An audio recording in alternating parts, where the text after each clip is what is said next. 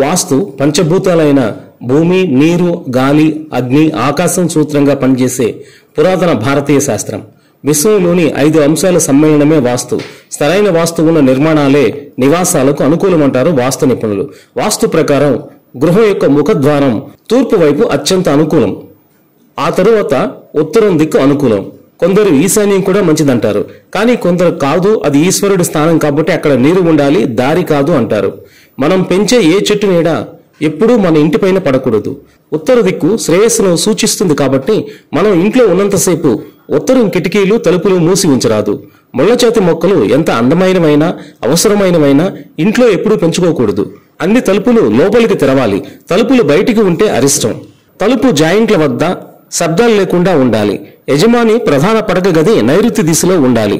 మనం ఎప్పుడు స్క్వేర్ మరియు దీర్ఘ చతురస్రాకారపు బెడ్రూముల్లోనే నివసించాలి.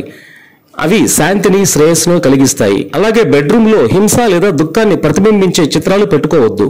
రాత్రి పడుకునే ముందు అద్దాలు మరియు టెలివిజన్ల వంటివి ఏవైనా వాటి ఉపరితలాన్ని కప్పి ఉంచాలి. వాటిని అలా వదిలివేయవద్దు. దక్షిణం వైపు తలపెట్టి నిద్రించండి. అది యమస్థానం అని కొందరు అంటారు.